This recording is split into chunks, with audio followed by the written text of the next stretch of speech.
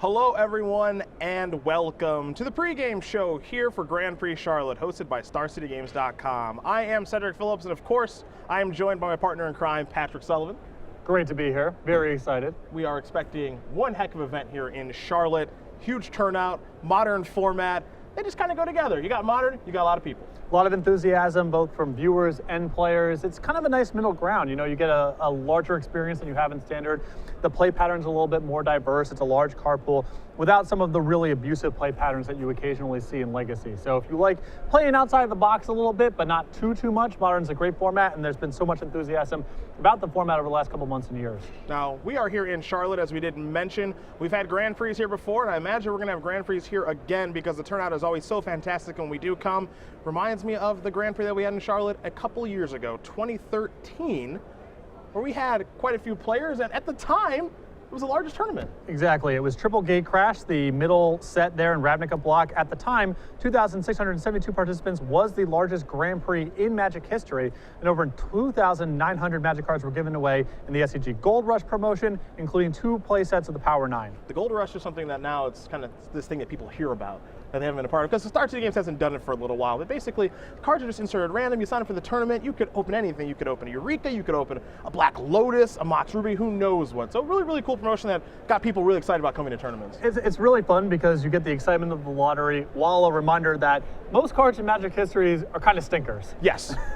That's the unfortunate part, but there obviously were some people who did win because we gave away 2 sets of the Power 9 at that tournament among those 2,600 players. And again, that was the largest tournament at the time. It's kind of funny now, it's been dwarfed by Grand Prix Vegas and Grand Prix Richmond, which we held last year, which we'll be talking about this morning as well. I know that you were part of the competition that weekend. I was as well. Actually, neither of us were in the booth at that time. We're in the booth now, of course. And it's kind of fun to just think about that tournament. You made a deep run. I did not. It's kind of ironic that we both lost to the same person in Gerard Fabiano over the course of that weekend. But at the end of the day, it was a very memorable weekend for Magic. Oh, absolutely. I mean, the tournament attendance for that event was something that it was unheard of. Yeah. From a logistics standpoint, it was something where I don't think Star City was necessarily expecting those kind of numbers, but we're definitely prepared to run the event, and it was a very memorable experience. This was before Grand Prix went to a standard 15 rounds of Swiss, so the tournament was absolutely huge and very long. The top 8 of that tournament was obviously quite impressive. You saw Ben Stark up there, one could argue the best limited player in the world. Yourself making the top 8, Gerard Fabiano, Aaron Lewis, who just won Grand Prix Las Vegas a couple weeks ago, and the winner of the tournament, who really made his name that weekend, in Frank Scarron. Yeah, someone who has now won additional limited Grand Prix, and that was really his breakthrough performance. Yeah, it was just a really impressive run to see. It's funny, you know, when you see someone win a really large Grand Prix like that, it's like, well, you know, never really heard of that guy. Maybe I'll never hear of that person again. For Frank, that is certainly not the case. He won that tournament. We've seen him win other Grand Prix as well. And, you know, he also got 11th place at a follow-up limited Grand Prix. I mean, that guy can really dish it out. I know we aren't playing limited this weekend, but he can really do it. And it's where he really established himself as a big name in the limited was this tournament. Again, winning at the time, the largest Grand Prix of all time. And you see right now, he is going to finish Fabiano off with a Clan Defiance and a couple of creatures. Gerard does extend the hand, and that's a W there for Frank. He was your Grand Prix Charlotte champion when we had this back in 2013. A very memorable tournament. I mean, I can remember it really like yesterday. The hall that we're in right now, it was, you know, it's bigger now. You know, we've added more space because we expect more players because Modern is so popular, but at the time, what a show. It's been dwarfed now, as you mentioned, by the Grand Prix in Vegas, by Grand Prix Richmond. But at the time, it really felt like this watershed moment for this is what Tournament Magic is capable of. These are the type of numbers we can pull in when people are enthusiastic about the format. And Grand Prix Charlotte was definitely a memorable event. Now, we want to talk about players being enthusiastic about a format. We saw that last year when we had a Grand Prix in Richmond. You think 2,600 players is a lot? You haven't seen anything like this. This is the largest constructed tournament I have ever seen, and it's still the largest one with 4,304 competitors. Yeah, and this was at a time where, you know, Wizards had really struggled to get a format like Extended to captivate player interest. Yeah. And this tournament here in Richmond proved that Modern was here to stay. As you mentioned, 4,304 participants, still the record. 18 Pro Tour invites were given out, and original Modern Masters boosters were used as prizes for side events throughout the entire weekend. This tournament was a really big deal. I remember covering this with Patrick Chapin and Matthias Hunt all weekend long. We got to see players and just crazy things. You got to remember that tournament too. this was a time when Birthing Pod was still legal, and some of the other cards were still legal that are now banned now, so it's still kind of this free-for-all on what you could do and what you couldn't do. The top 8, a Birthing Pod deck ended up winning the tournament in Kiki Pod in the hands of Brian Liu, and we also saw Josh McClain make top 8 with Malira Pod that particular weekend. That's when things were kind of at an all-time power level high. This was really the tournament that said, you know what, maybe it is time for Birthing Pod to go. And Birthing Pod still survived for a reasonable duration of time. I think it was ultimately the Pro Tour that was Modern that prompted Wizards to act. But that was sort of the moment where, as you mentioned, maybe it's time for Birthing Pod to exit the format. And it's fun to revisit a video like this. You see Chris Van Meter there, Brian Braun doing for their meet and greet, and Patrick Chapin having his seminar about Modern to get ready. I was actually able to host that one. It was actually a lot of fun. As we kind of worked our way through 15 rounds of Magic, we got to watch Luis Scott Vargas do battle. He ended up making the quarterfinals before being dispatched by Mike Sigrist, who was maybe an underrated player then, but he certainly isn't anymore. This was sort of a breakthrough moment for him. Players in the Northeast knew how good Mike Sigrist was for a number of years, but he started to string together some really good performances in Grand Prix and Pro Tours, and this was the start. Affinity being his weapon of choice. Affinity ended up making the finals, but a timely Shatterstorm from Brian Liu, as you see Vivin pick up all the permanents except for his island, led to the title. Womp womp. We're going to see plenty of that for Affinity players over the weekend. Yeah, I think so. I think this weekend's going to be a tough road for Affinity. Not only can we see Shatterstorm, maybe Creeping Corrosion, Kolaghan's Command, a lot of really good cards against Affinity right now. Still going to be a very popular deck. Yep. And there are some matchups for that deck that are very good, but we know the post-board games typically get a lot worse. But again, that's the largest constructed tournament that's ever happened, was Grand Prix Richmond last year. Now, we have the opportunity to actually break that record this weekend. Not sure if that's going to happen, but it's certainly on the table. Though, 4,300 people. That's a lot of people. It's going to be tough to do, but we've had a lot of success running Grand Prix in the Mid-South. Obviously, Modern has been huge for us in terms of tournament attendance and viewership numbers. So if it's not a record-breaking weekend, it's still going to be a huge Grand Prix and should be a lot of fun for the players in the event and for people watching at home. Now, when we talk about Modern, we talk about a very diverse format. And we saw that last weekend at the Season 2 Invitational in the Open Series, along with the Modern main event. Insane attendance at both those tournaments, 665 for the Season 2, and then we also had over 900 players for our Modern main event.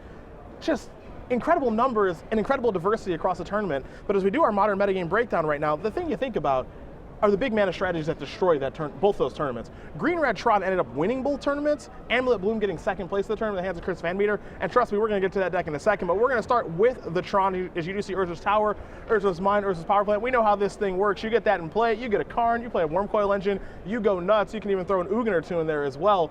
What do we think about that strategy for this particular weekend? Because you have to say, it's got a target on its back. Definitely. I don't think this deck is particularly good against resistance. And there, you know, honestly in Columbus, there weren't that many copies of Sowing Salt. There weren't that many copies of Fulminator Mage.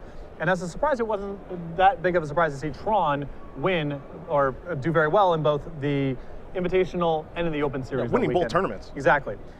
That said, now with it being on people's radar again, I think you're going to see additional land destruction. I think you might see more copies of Stony Silence floating around in people's sideboards. And, you know, Tron is one of those decks, when the metagame is right for it, it's very, very powerful. But I don't think it's very durable against resistance. I think we're going to see a lot more of that in Charlotte this weekend than we saw in Columbus last weekend. I think that's the big question for Tron is, am I going to play the resistance as a player? Am I going to, as a player, say, you know what, I'm going to be the one to sleep up the Stony Silences and the Sowing Salts, or, you know, I expect everyone else to do that, so maybe they'll take care of it. And then you have this kind of weird game of, well, I thought you were going to do it. Well, I thought you were going to do it. And then nobody ends up doing it. Do you think that, that people are going to expect, you know, maybe the other person to sleep with the hate, or they should be doing it themselves? I think that we're going to see a lot more copies of Fulminator Mage, because I think there's also an expectation that Amulet's going to be very popular as well. Sure. You get a little double duty there. Sowing Salt is much more specifically tailored to Tron than it is to against Amulet decks, where it really isn't that powerful. So I think we're going to see a lot more Fulminator Mages. I think something like Sowing Salt might be a little bit too specific, and when people are trying to do double duty for both decks, Fulminator Mage might be the card. That overlap that you mentioned with Fulminator Mage, I think that's really, really important, because again, we saw Green Red Tron destroy last weekend on the Open Series, and then we saw Chris Van Meter get second place with Amulet Bloom. And Amulet Bloom, if you take a look at the results, had a fantastic weekend. Yeah. And this is the deck that a lot of people have been talking about. Of course, Green Red Tron's results were very, very good, but Amulet Bloom at this point is, okay, does this deck need to go? How good is this deck? And I think this is the weekend to really figure it out, because now I think we're at the point where everyone says, okay, this is legit. this is not a fluke. Justin Cohen getting second place at Pro Tour Fate Reforged, that was not a fluke. Chris Van Meter getting second place at the Season 2 Invitational, that was not a fluke. Now it's time to try to hate this thing out. Can we hate this thing out? Do we have to bring specific answers, or can we bring broad answers? And is it time for this deck to go? Well, I think the answers have to be specific, because this deck wins through discard spells, it wins through counter spells. Yeah. This deck is really pushing the boundary in terms of R&D's edict that this format is supposed to be a turn 4 format. This deck does kill on occasion on turn 3 or earlier, or effectively ends the game by Primeval Titan shenanigans. Yep. I don't know if the deck has to be, if there needs to be action against the deck. I don't know if it's necessarily worthy of bannings, but I think we're going to get a lot of information in Charlotte. And this, more than any other deck, is pushing the boundaries of the format. I think this is the weekend where you find out, because if this deck has another breakout performance, all of a sudden it's, okay, Summer Bloom's got to go, or Amulet of Vigor, or some card from this deck. Now, it's easy to just say, it's time to just ban cards and move on with life. I think that's a natural place where people jump to. But if we see maybe 2 of this deck in the top 8 in what's going to be a 2,000, 3,000, potentially 4,000 person tournament, I think the conversation has to be taken seriously. Yeah, and it's not just an issue of how many copies show up in the top 8, but it's how many strategies are kind of pushed out of the format as a result of this. Sure. Affinity's had very good results, and Affinity is also capable of killing on the 3rd or 4th turn with its very good draws. Very true. With that said, it's much easier to identify cards that are very powerful against Affinity, like Kataki, like Shatterstorm, Creeping Corrosion, all the cards we referred to before. The list of cards that are effective pieces of disruption and hate against Amulet, it's a much shorter list, Yep. and the list is much less effective. So it is pushing the boundaries of the format, and I think it's harder to find consistent resistance that really works, as opposed to a deck like Burn or Affinity, which is also capable of killing very fast and in this sort of non-interactive way, but the hate cards are so good and so consistently good against it that maybe we're fine with Affinity and Burn being as good as they are, but maybe Amulet needs to go. The big mana decks are kind of the story coming into this tournament, but when you think about Modern, this is a format that has 10, maybe 20 decks that are viable. It wouldn't surprise you to see anything with this tournament, Jund, Abzan, Soul Sisters, what have you, Burn, there are a million options here. But one that has been there since the start, and what we'll talk about very quickly, are Splinter Twin. It hasn't gone anywhere. It won the first Modern Pro Tour Philadelphia in the hands of Samuel Estradi, and it has continued its dominance all the way through Modern. Now, there are a lot of different ways that you can go with this, and when we do sit down with Todd Anderson in a little bit, he'll talk about Teamer Twin, but as a whole, Splinter Twin, Deceiver Exarch, Pestermite, obviously the namesake card Splinter Twin, even though we don't see Kiki Jiki as much anymore, we all know this deck. If you're playing a Modern tournament, you come into a tournament knowing you have to be able to beat this deck. Seems like a good choice this weekend. I would be playing Grixis Twin this weekend if I was competing in this tournament. I think it's the best positioned deck for this tournament. Okay. So when you're playing against the normal decks of the format that can break up your combo pretty easily with cards like Abrupt Decay, Path to Exile, you can convert into sort of a regular control deck and just grind people out with value like Snapcaster Mage, Cryptic Command, Tassiger, and so forth. And against the unfair decks of the format, they're often not that poised to fight against your combo. Sure. Given the results in Columbus, I think you might see some more combo-centric builds of the deck. Normally you see 4 copies of Deceiver Exarch, 2 copies of Pestermite, 4 copies of Splinter Twin. That's your combo package. I think you might see a 7th or 8th copy of these pieces. I think you might see a card like Kiki Jiki show up as a 1-of or a 2-of, because this weekend you should be expecting a lot more Amulet and a lot more Tron, and the combo is really what you want to be doing against those decks. They don't resist it very well, and it's a way to kill them before they can kill you. Well, as a Tron player, I do not like playing against Splinter Twin. I think other Tron players feel the exact same. Now, I did mention that we will have Todd Anderson here to join us, along with a couple other people too. That's what's going to make this pregame show pretty fun. Brad Nelson, Brian Braun-Duin, Tom Ross, and Chris Van Meter as well. They'll be talking about their respective archetypes that they know very, very well. They'll be joining us here in the booth, but for right now, it is commercial time here for our pregame show at GP Charlotte. When we do come back, Todd Anderson will be joining us to talk about a little Teamer Twin action. So we'll see you guys back here in just a bit. SCG Live is brought to you by StarCityGames.com, where you can now pre-order Magic Origins boxes, cases, fat packs, and more. With great prices, excellent customer service, and the world's largest Magic the Gathering singles inventory, StarCityGames.com is your one-stop shop for all your Magic the Gathering needs. Visit us on the web at StarCityGames.com and pre-order Magic Origins today.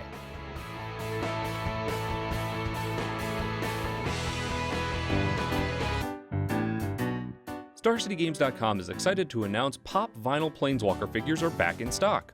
These incredibly popular and super stylized figurines bear the likeness of Magic's iconic Planeswalkers and are available starting at just $9.99 for a limited time. The first shipment of these highly collectible figures flew off the shelves, so order your Jace, Garruk, Chandra, Liliana, Ajani, and Nissa today.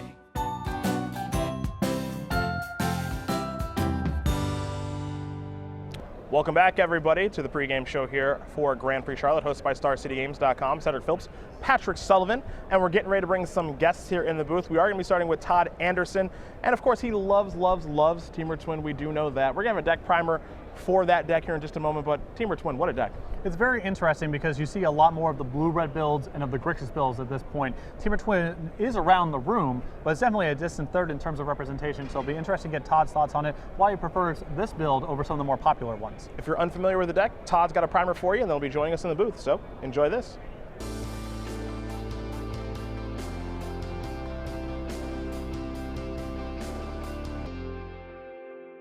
The Splinter Twin combo has existed since the birth of Modern.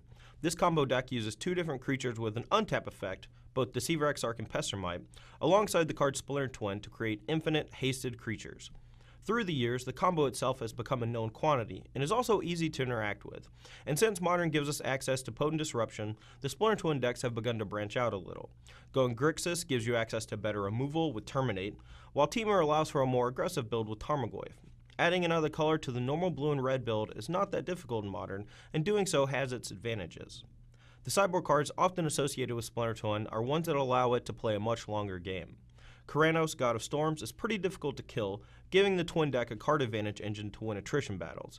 The beauty of Splinter Twin is that you can basically play whatever you want. The power of the Splinter Twin combo, coupled with the versatile sideboard options, makes them difficult to play and sideboard against. These are the major reasons why Splinter Twin continues to thrive in such a hostile format.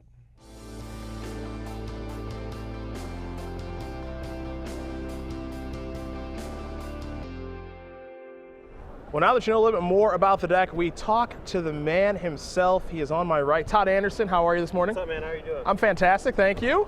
Temur Twin, huh? You know, your results with the deck speak for themselves, honestly. I know you love this deck. You're always working on it. We saw you play it last weekend in Columbus, and I imagine you're back at it again. Yeah, it's one of those things I just can't get away from, honestly. You know, Tarmogoyf is just such a powerful card in the format, and it just makes all the rest of the cards in your deck so much better. So. And you just love Twin, and you love Tarmogoyf and Twin. It's pretty simple. Yeah. So. Yeah. So obviously Tarmogoyf's a really powerful Magic card. We've seen a lot of players move to black for cards like Inquisition of Kozilek or Tasigur. Why are you so solid on the green cards? All right, so to break it down like in simple terms, the Tasigurs turn the deck into a control deck. Like Terminate, Tasigur, slows the deck down, you're eating up Graveyard as a resource, and I don't really want to be playing that long game. You know, if I'm playing as a combo deck, I want to be ending the game as quickly as possible, either with the Splinter Twin combo itself, or playing an early Tarmogoyf, which always comes out on turn 2, whereas Tasigur usually comes out on turn 3 or 4. But Tarmogoyf, the earlier you cast it, the better it is, especially against the decks that aren't really trying to kill it. Makes sense. You know, against all the other blue decks, Remand is one of the best cards in the matchup, but you have to know how to use it, and you have to build your deck in a way that makes it more powerful. And by gaining initiative early with a Tarmogoyf, you're putting pressure on your opponent to the point where they play their spells into you, and your Remands are always going to get maximum value. So coming in this weekend, I mean, the Season 2 Invitational and the results of the main Modern Open last weekend in Columbus on the Open Series circuit, we saw Green Retron win both tournaments. You saw Chris Van Meter get second place at Amulet Bloom.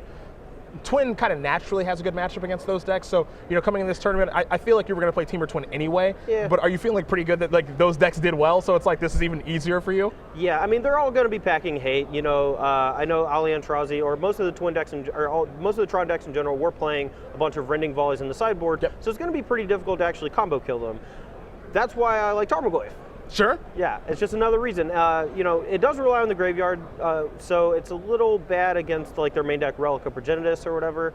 But yeah, it does naturally have a decent matchup against all these big mana decks because Remand is so good against them, and you know, you're just a combo deck that has interaction with them where they're not really trying to interact with you. So it's kind of like they're goldfishing, and you're just trying to slow them down until you kill them. Okay. So philosophically, to me, what the most interesting thing about watching Twin is the post-board games, where the deck has the ability to adapt into, you can bail out on the combo entirely, you can leave it completely intact, you can leave a little bit of the combo in and adjust your deck a little bit.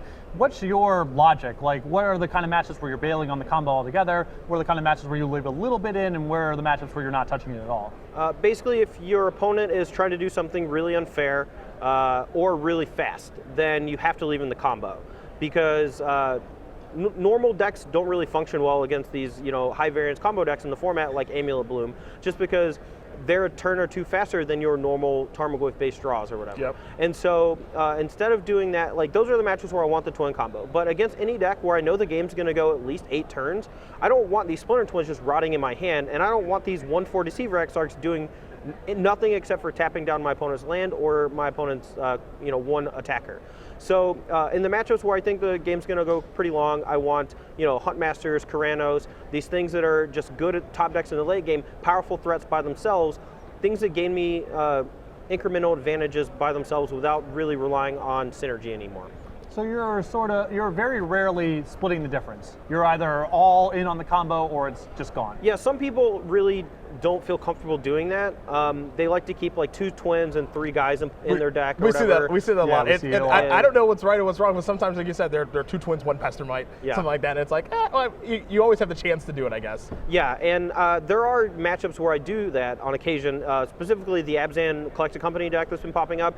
If they gain infinite life, you really only can kill them by either decking them, which is almost impossible because you're playing Serum Visions, Cryptic Command, and Remand stuff. Sure. So you just have to have this one way to combo kill them, and you can maybe gain control of the game after they've gained infinite life by like untapping and casting Pyroclasm, is that Staticaster, Electrolyze, just Bolt, Snapcaster, flashback the Lightning Bolt, just to break up the combo and just kill all their guys. So there are some times when you want to leave it in, but honestly, I side out the combo like 70% of the time. Huh. Don't tell nobody. All right, last question before we go.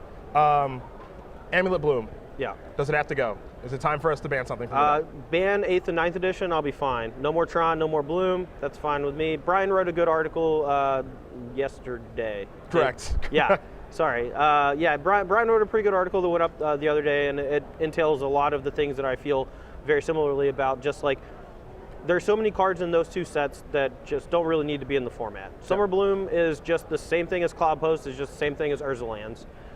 Like they try to get big mana out of the format when they ban Cloud Post, and they continually find these like little holes where people can exploit having access to a lot of mana, and honestly, just get it all out. This is then the common argument I've been hearing from people, is that it's time for 8th and 9th to go, maybe not particular cards. We'll see how things do break down based off the results of this tournament. Either way, good luck this weekend. Thank you very much. Pleasure to sit down with you, Todd, as usual, as we do get ready to bring in the boss, Tom Ross, here in just a moment. He is playing what looks to be Infect this weekend. We know that's his deck primer. If you're unfamiliar with that strategy, you guys can check it out right now, and then we're going to be joined by the boss.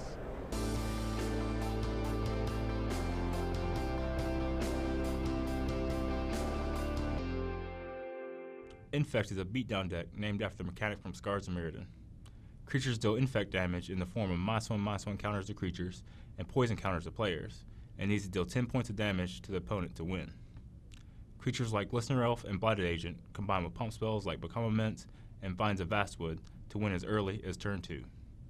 To complement its combo-esque playstyle, Infect can also play a long game, with the hard-to-handle Inkmoth Nexus and Wild Defiance, an enchantment that both protects your creatures and turns them all into must-kill threats. Infect's greatest strength is that it continuously makes the opponent guess if they should be playing around your pump spells or further progressing their own board.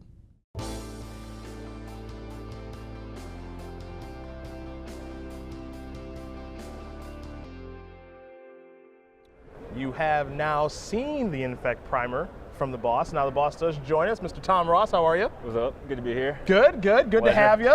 I know you guys are good friends, so I'm sure there's going to be a lot of conversation between them and not me so much. But Infect, a deck that you have had a lot of success with in Legacy. We just saw your deck primer on it.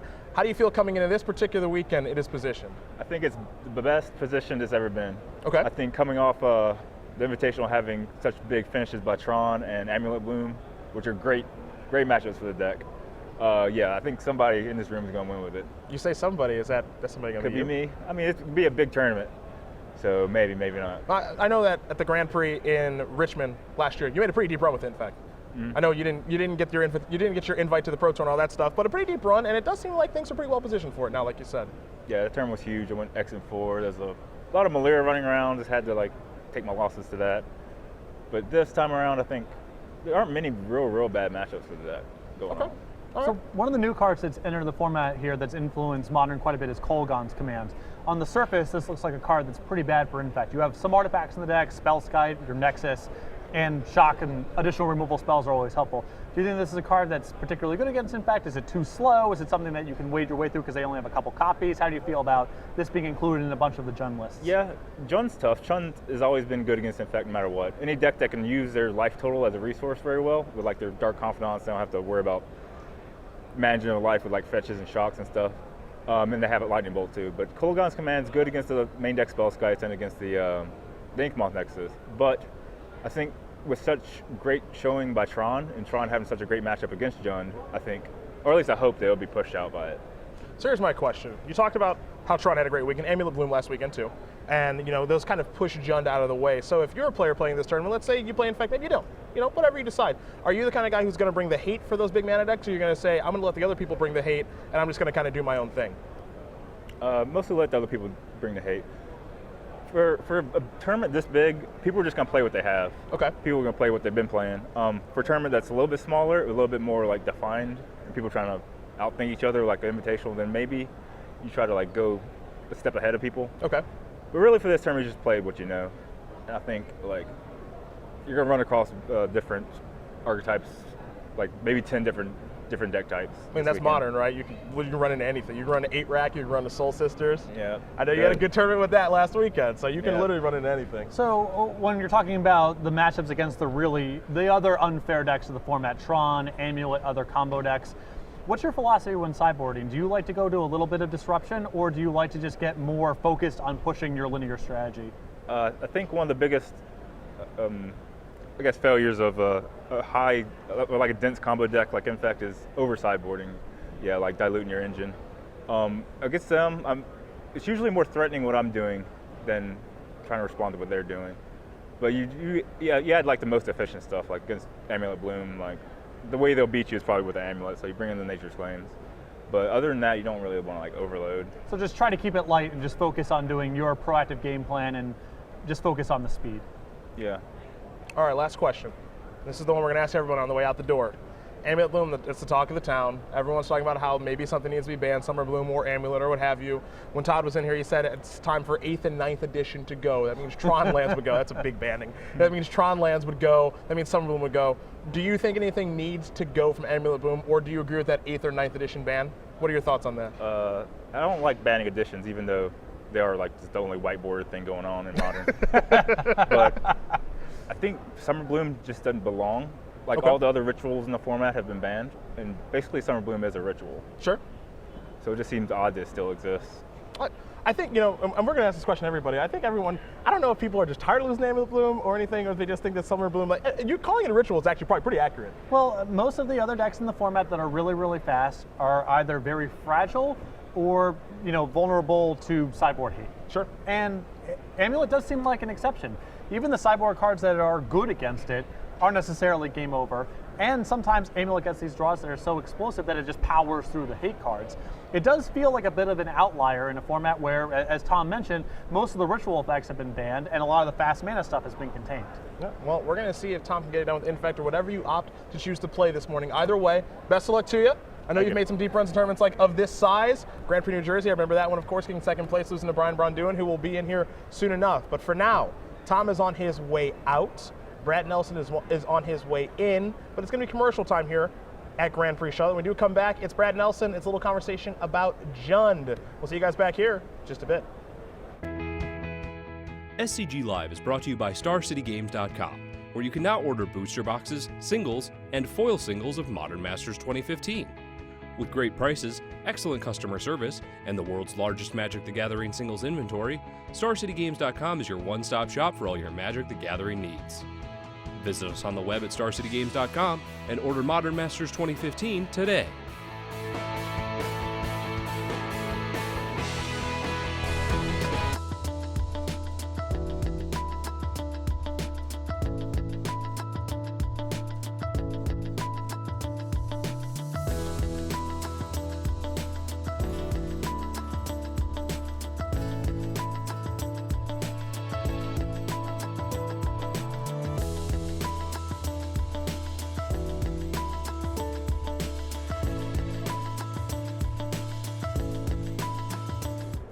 Welcome back, everybody, to the pregame show here for Grand Prix Charlotte, hosted by StarCityGames.com. Center Phillips, Patrick Sullivan.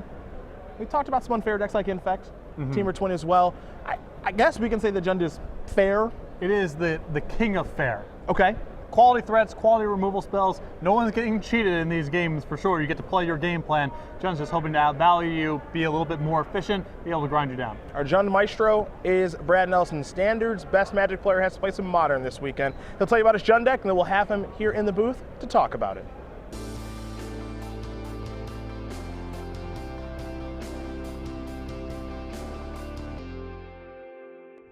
Jund is a mid-range deck running some of the most efficient spells from the black, red, and green colors. With discard spells like Thoughtseize and Inquisition or Kozilek, powerful creatures such as Dark Confidant and Tarmogoyf, and efficient removal like Abrupt Decay, Jund has an extremely powerful early game presence.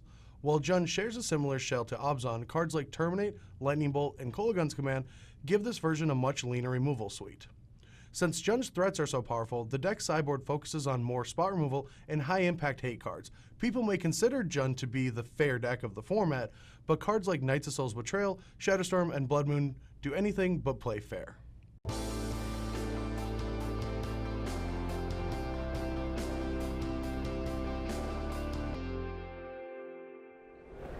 All right, he's here. He is less of a mess. His name is Brad Nelson. He is Standard's best Magic player. Hello.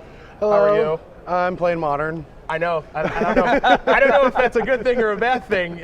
We all know what you can do in Standard. I don't know. How do you feel about Modern? There are so many decks. You don't get to get your crazy advantage like you always do of knowing everything. At least, I don't think so. I mean, I have like Willie helping me, Willie Adel, helping me with the black-green X decks. Okay. And I've gotten a lot of testing in.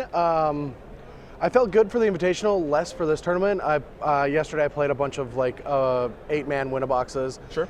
Never got to the semis. Just like doesn't exude a lot of confidence. Yeah, I'm a little shooken up today, but I think it'll be fine. Like, I'm going to be playing Dark Confidants and Tarmogoyfs and Lightning Bolts. Like, they can win games. Like, Inquisition's a powerful Magic card. They have proven that over the years. Yeah. Jund is a pretty good strategy. So you talked about the deck as being, and the testing that you've done as being black-green X decks. Yeah. Meaning that the red is sort of a tertiary color in terms of what the strategy is. Mm-hmm. Why do you prefer red against white? I know that some people prefer Abzan as their mid-range 3-color good stuff deck of choice.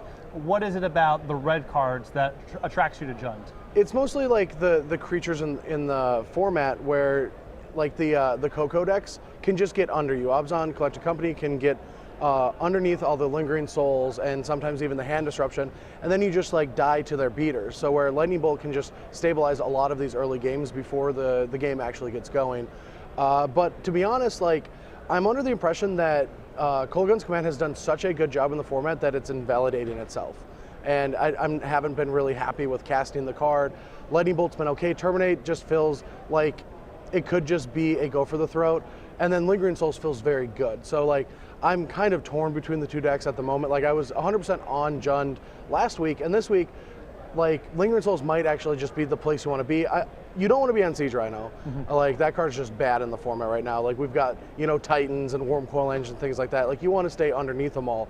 But Lingering Souls feels really good in a lot of these like Grixis and other mid-range matchups. So I actually don't know. Lightning Bolt was better last week. This week, Lingering Souls might actually be the best card. So you mentioned the card I wanted to talk to you about, and that's Kolaghan's Command, because there's a lot of, for lack of a better term, hype around this card of this thing's so good, Snapcaster Mage, this thing's so good as main deck Affinity, a way to kill Amulet of Vigor main deck, all this stuff. It's got 4 modes, you get to choose 2 of them. Yeah. Obviously, cards like that are very powerful if Cryptic Command is any indication. But you said it kind of invalidates itself. Maybe the hype is a little overblown? I mean, it was there for the first couple weeks, right? Like, it destroyed all these Batterskulls, all these Shackles. Affinity's been lowering in numbers, but pretty much everyone has been getting used to it. Like, they understand how to fight this card. It's supposed to be even good against Tron. It's not that great. Like, it can kill an artifact, maybe make them discard a card. Sometimes you can set up boards where you get to actually just make them go hellbent by just, ticking up a Liliana, Thoughtseize in them, killing an artifact to make them discard a card. All of a sudden they have 0 resources. Okay. But that doesn't happen a lot of the time, and it just hasn't been that great. Like, killing a guy and getting a guy back seems fine, but like, you're pretty much just casting a Snapcaster Mage at that point in reverse order.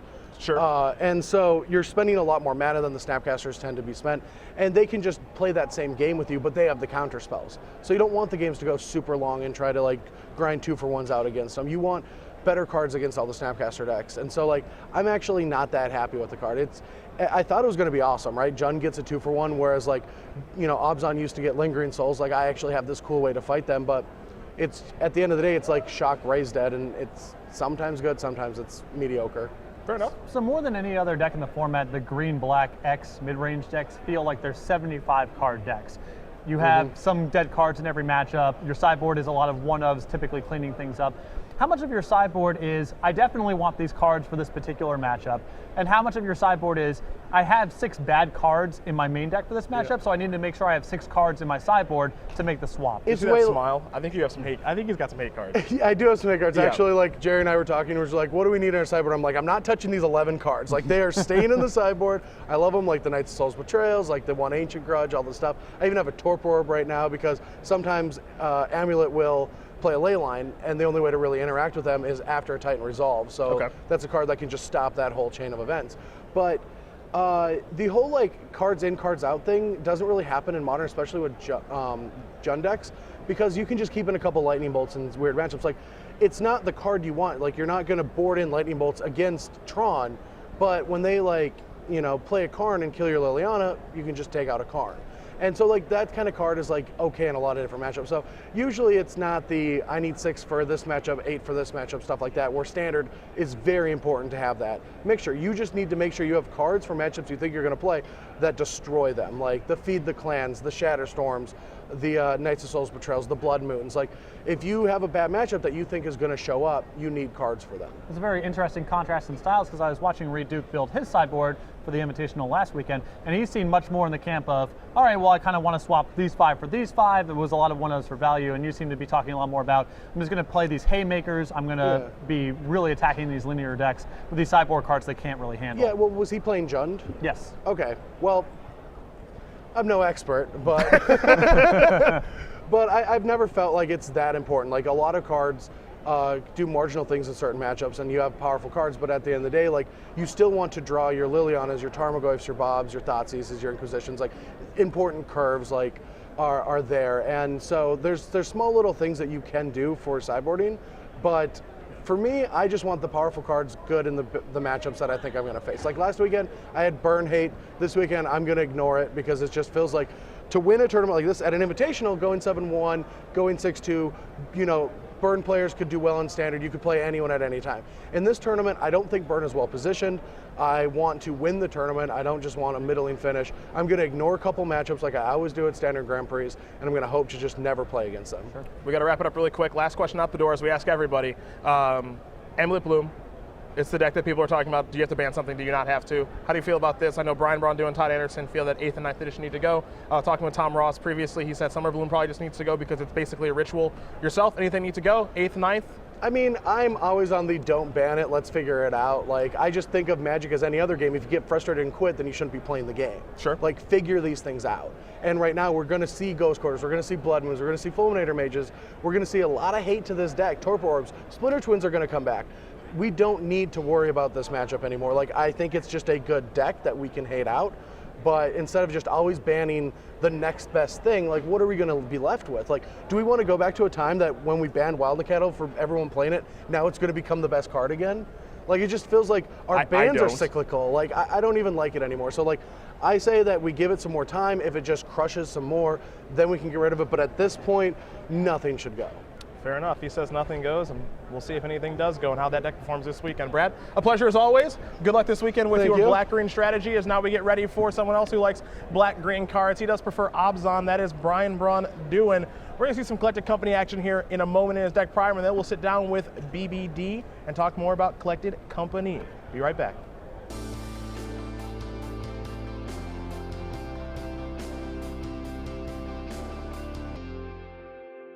Abzan Company is a creature combo deck that operates similarly to the now banned Birthing Pod. While Pod was a value deck that could occasionally combo, Abzan Company is primarily trying to establish a combo, but sometimes wins with value creatures like Eternal Witness. A combination of Kitchen Finks, Viscera Seer, and either Melira Sylvok Outcast or Anafenza Kintree Spirit generates infinite life.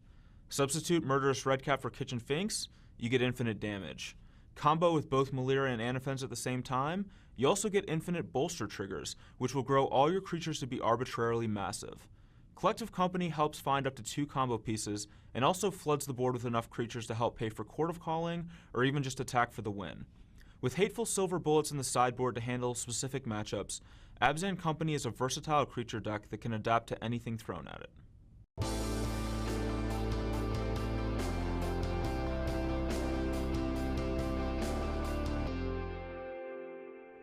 A man who loves Collective Company. You also like Surrak, from what I understand. Yeah. Is that true? Are they both in your deck? No, they're not. One of them is if Surrak costs 3 mana, he'd be in there. Well, that's not a thing that's going to happen. Brian, how are you? Good. How are you? I'm fantastic. Collective Company is your weapon of choice. I know that you've been writing about this, big supporter of this strategy for a while. It's no birthing pod. Definitely not. I think we can agree with that. You're top 8 at Grand Prix Minneapolis. I think you know everything about that particular card. You had a good run of the Invitational with Collective Company in your Abzan deck, and I have to imagine that this is where you're going to be again. What makes this card so good and this deck so good? Basically, it's just the ability to flood the board with powerful creatures that are going to generate a combo to either gain infinite life or deal infinite damage.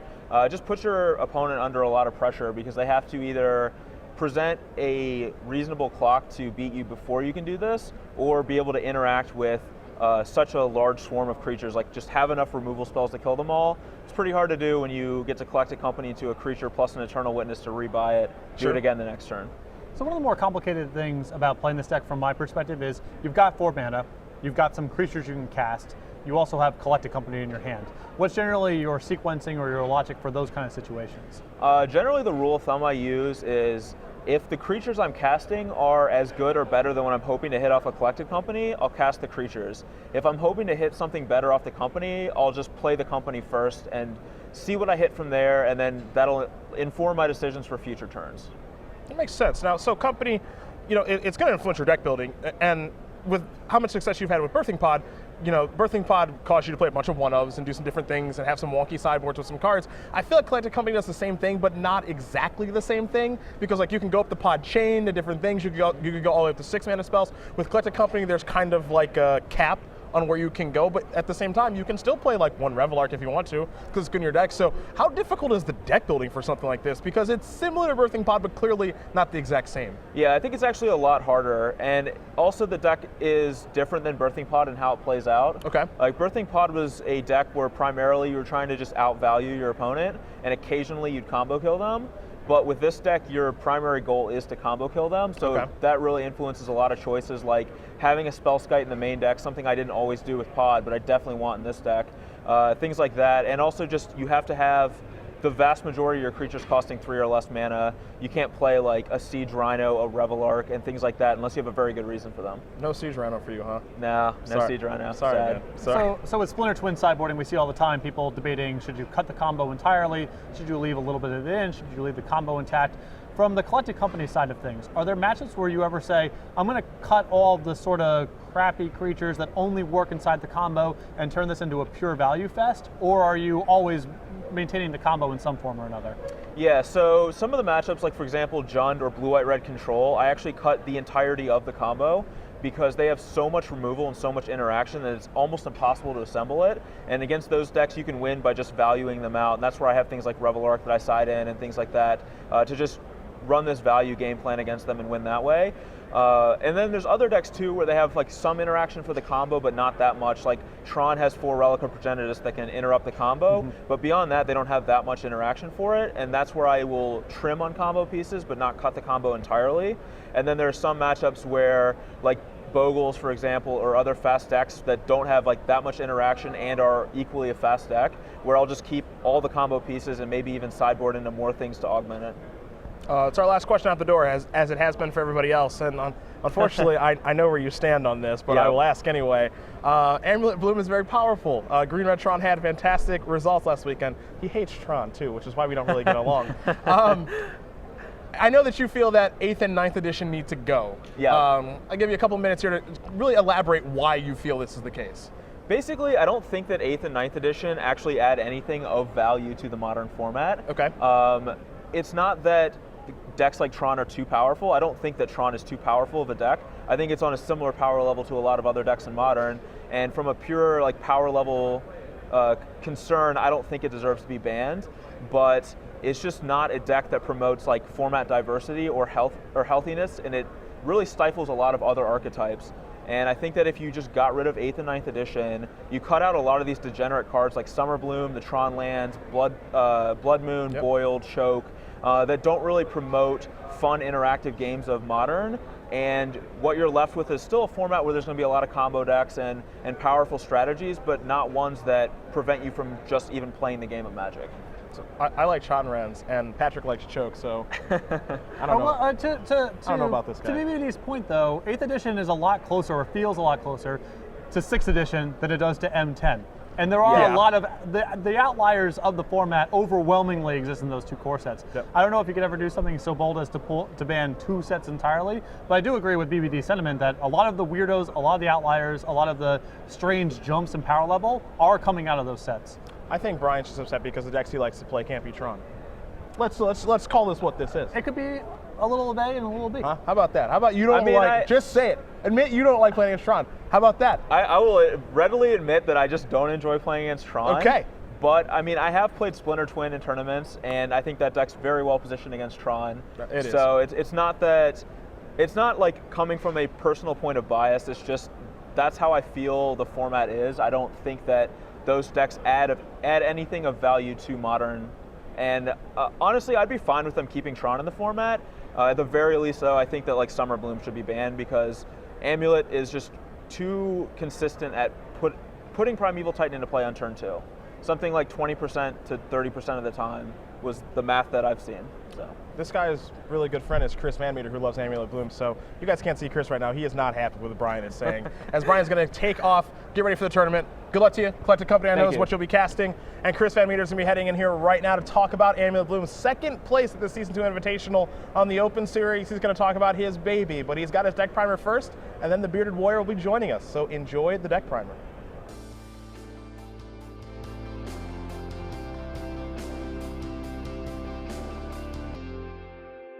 Using Amulet of Vigor, Summer Bloom, and Ravnica Bounce lands, Amulet Combo is capable of pulling off explosive wins through a turn 2 Primeval Titan or Hive Mind in combination with Pax to kill your opponent. Ancient Stirrings and Serum Visions help you find your pieces, while Teleria West can tutor for any utility land or Pact. The sideboard protects you from disruption with cards like Leyline of Sanctity and Seal of Primordium, while also giving you access to more threats via Hornet Queen and Thragtusk. As the fastest combo deck in Modern, Amulet Combo is a scary deck to face and a powerful deck to wield.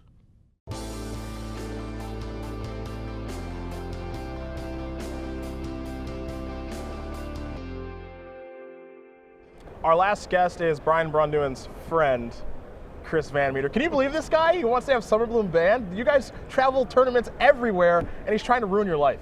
Yeah, he's just a big crybaby. It's unbelievable. He could play the deck if he wants. I've been trying to tell all of them, everybody in Roanoke, for months, they should just be playing this deck. So we know you're on board with Amulet Bloom. We know you're playing in this tournament this weekend. And obviously, second place finish at the Season 2 Invitational, deep run with that deck, a great record with that deck. Yeah. What is it about this deck that just draws you to it? Is it just the power level? Yeah, it's a very complex deck, but it's also very fun. So it's one of those weird decks in Magic where you have a lot of fun playing it, but your opponent doesn't have a lot of fun playing against it. So it's not so much a deck that's going to be fun for everybody, but it's very complex, and it makes games miserable for your opponent without like actively making it miserable. You just get to do more unfair things than they're doing. So rather than hampering your opponent, you're just doing bigger and better things. So people have often described this as kind of a puzzle. You know, Justin Cohen and Sam Black use that kind of language describing the deck. Yep. Do you feel like you start noticing the patterns over time of how your mana is supposed to be used and how you sequence your spells, or because there's so many one-ofs in the deck, this feels like every situation's kind of unique and you need to feel your way through it individually? Yeah, a puzzle is a perfect analogy for it. In fact, I even like to go so far to say it's more like a Rubik's Cube. So like there's only a finite number of lines, and through repetitions you learn what those lines are and what the the key things to look for to lead you down that specific line. And then much like, tournament Rubik's Cube is, I guess that's the word for it. Okay. They'll look over the Rubik's Cube, see where all the pieces are, figure out the line they have to take, and then execute. And that's exactly what Amulet is. There's only, a finite number of lines, and once you learn them through repetition, it's perfect. You have to get to 6 mana for a Titan, 6 mana for a Hive Mind, or 9 mana for a Transmute Titan, and you just figure out how to make that happen. So here's my question. The sideboard of this deck, for those of you unfamiliar at home, most of the time it has a lot of creatures in it. You'll find Thrat Tusk, maybe Dragonlord Dromoka, maybe Hornet Queen. Hive Mind is in the main deck, but it's some smattering of creatures you can search for. Sigarda too, mostly things that you can do with Summoner's Pact. So what I've always found interesting about this is now that's kind of the industry standard. Like everyone knows that's coming, and there are still some decks that just can't beat that. So has it ever been like, maybe I should dial off these creatures, or it's like, yeah, they know I have Thrat Tusk, yeah, they know I have Sigarda, I'm doing this anyway, and they just can't beat it? There's so many decks that can't beat those creatures. It's led me to the point where I might even want to try and play them in the main deck. Okay. Like I had a slot in the main at the Invitational. It was a Dromoka. It was almost Hornet Queen. Okay. There are so many decks that just can't beat a Hornet Queen regardless of what game the match is in, because it attacks them on such a different angle than what Modern is used to. With the combo deck. So it's not like a card like Pyroclasm is going to be good against my deck. It's good against Hornet Queen, but it's not good against my deck. Sure. So it kills what, a Sousa? Exactly. So all of the different creatures attack the different decks from different angles, and it's really tough for everybody to have an answer for everything that I can do with only 15 cards in a sideboard. Fair. So Amulet's really fast, it's really resilient, and when I've watched the deck in action, I feel a place where it gets its percentage points in some part is that people are bringing sideboard cards to the table that just don't matter. They're too slow, or they're not interacting with the right angle of the deck. What are the sideboard cards that you're actually worried about playing against? What are the cards you don't want to see on the other side of the table? Well, the number one card is Blood Moon. That card just KOs the deck. In fact, I played a Chromatic Lantern in my sideboard as a way to have an out to Blood Moon at the Invitational. Okay. So that is the number one card. The second most card that you see is Fulminator Mage, and I've beat that card a lot because people will use it at the wrong time. People are very aggressive with their Fulminator Mages, just trying to hit lands to set me back mana, and that's just not going to do anything, because most of the time those decks are in Black-Green X decks, and I'm just not trying to combo them. I'm just going to play Thragtusk and beat them. So, keeping me off of an explosive turn is much better than just setting me back a turn or 2 turns with mana, because they're not going to kill me in time. The other card that's actually very scary is Olivia Voldaren. Most of the Black-Green X decks, Jund or Abzan, well, Abzan can't have Olivia, but primarily Jund, I find that they either won't bring in additional Olivias, or sometimes they'll even cut an Olivia, where my game plan against them is to make the game go long if I don't have a turn 2 Titan, and beat them with something like Thragtusk or Hornet Queen, and that's not going to fare very well against Olivia since I don't have really any removal for it. All right, we got to wrap this up, but I'm actually the same question I've asked everyone else as we walk out the door. This one should be interesting. Hey, so we're talking about Summer Bloom and banning it. How do you feel about that? Do you think that's actually something that should happen? Should maybe 8th and 9th edition go as BBD and Todd have talked about, and Brad doesn't agree with necessarily, or is this perfectly fine? Well, I don't think the 8th and 9th edition should go, because I think that the Tron lands are fine. The deck is only good now because of how good Amulet is and how that deck in particular has shaped the Modern format. Okay. I feel like Summer Bloom should be banned. As much as it breaks my heart to say so, Summer Bloom should be banned. 8th and 9th edition are fine to stay, but Bloom should get the axe because it's the most degenerate card in the deck. An honest man, even though it will hurt his chances to win moving forward, an honest man. I can truly appreciate that. Chris, good luck this weekend in your tournament. I know you're going to be trying to cast turn 2 Titans and some Hornet Queens, all that stuff. That's his big plan. I imagine that's a lot of other people's big plan as well. As now it's time to talk predictions for this weekend before we wrap up this pregame show, because hey, there are a million decks to be played. There are going to be a ton of people here. We have seen, at the last Grand Prix in Richmond where we had over 4,000 people, Kiki Pod get the job done. That's not going to win here, obviously, because that's no longer a card in Birthing Pod. But, what do we think is going to happen? Do you personally think that it's still Amulet Bloom time? Is it still big mana strategy time? I know you said you were going to play Grixis Twin if you were playing in this tournament. Maybe it's Splinter Twins weekend, as it has been so many times in the past? Well, I would be very concerned about playing the linear decks of the format, because I just don't know what the metagame is exactly going to look like, and people might be really overloaded on hate cards for decks like Tron, like decks like Amulet. I feel very comfortable playing against Twin, because if people show up in droves with the combo decks that did well last weekend in Columbus, you're in great shape. And even if that ends up not happening, it's not like the deck's bad. Sure. I mean, you definitely still have an infinite combo and you have good cards in your deck. And you could always cut the combo if you want to and just become a Grixis control deck. And that's actually another, if not Grixis Twin, I think my second choice would just be Grixis Control. Sure. And you could sub into that deck when it's appropriate. So I think Twin's a great choice for this weekend. Very powerful if the combo decks show up, and still fine if they don't. For some reason, I got a little inkling going on here. You know, last week in the Invitational, when we kind of discussed what we thought was going to do well and do poor, I think we all kind of sided towards Affinity being a poor choice. Kolaghan's Command, there was a lot of talk about that card coming in the tournament. You know, obviously you can main deck that card. That's main deck Affinity hate. Shock and Shatter against Affinity in one card is really, really good. It seems like that card's on the decline. It seems like last weekend on the Open Series it peaked. Everyone talking about it, and it's weird to see a card peaked where oftentimes there were 2 copies in the main and 1 on the board. Now it seems like maybe people are getting away from that and saying, you know what, that card's not good against the big mana strategies, so I want to maybe start something else like this card, or, you know, who knows what. And we know Affinity really doesn't care about that sort of thing. So I don't know why I feel this way. Maybe it's because we had 2 players go 7-1 with Affinity last week, and where it's like, hey, maybe this thing isn't dead after all. I think Affinity is a fine choice, and this is one of those weird, I know that you know that I know, etc. Yeah. If you assume people are shelving Jund for this weekend because it's pretty bad against the big mana strategies. We know this. Yes, you have Sowing Salt and Fulminator Mages in your sideboard, but that's not enough to have a positive matchup against decks like Tron and against decks like Amulet. That's really the big deck for Affinity to avoid. You're not very good against just bolts and quality creatures, and the sideboard hate that Jund brings to the table is really, really tough. And Kolaghan's Command has made it even worse. But if no one's playing Jund this weekend, and it's all these lighter removal-based strategies, and the unfair decks that you can hang with, Affinity could be a totally valid choice. I'm also going to make my bold prediction of the weekend right now. This is the tournament that gets Amulet Bloom banned in some capacity. I think that someone's going to have a really good weekend. This maybe 2 people make the top 8 with it. Maybe there's some scattered throughout the top 16 and top 32. I think this is the tournament where, even though it's had good results over this calendar year, this is the one that makes it get the X. I think that it's just too long-term of an issue for the format, where maybe particular metagames can handle it okay. Maybe it's not going to be the best choice every weekend, but it is going to push a lot of decks out of the format.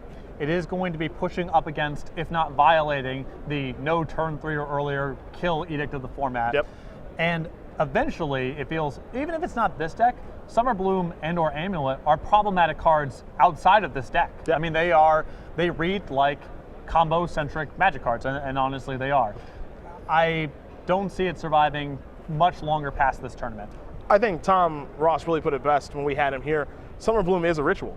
And I never really thought of it that way. They've banned, all the other rituals, Rite of Flame, Seething Song, what have you, and left kind of the really bad ones left. And if you think of Summer Bloom as a ritual, it's a busted Magic card. Well, here's the thing, and why it's a little bit different from a ritual, it's a higher variance ritual. Sure. Dark Ritual is always, by 1 black mana, is now 3 black mana. Sometimes you can have Summer Bloom and no lands to play. Sure. And so in that sense, it's a different card than some of the other ritual effects that have been banned out of the format.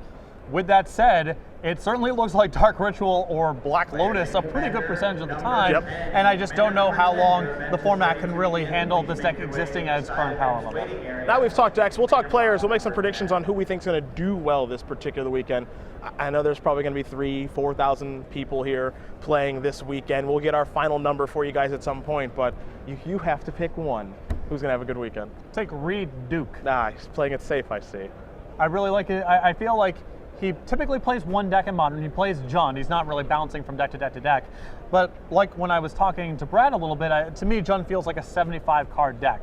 And where your sideboard's at is so important for where that deck ultimately lands. I think Reed has a very good sense of what the metagame is like. He's obviously an exceptional player.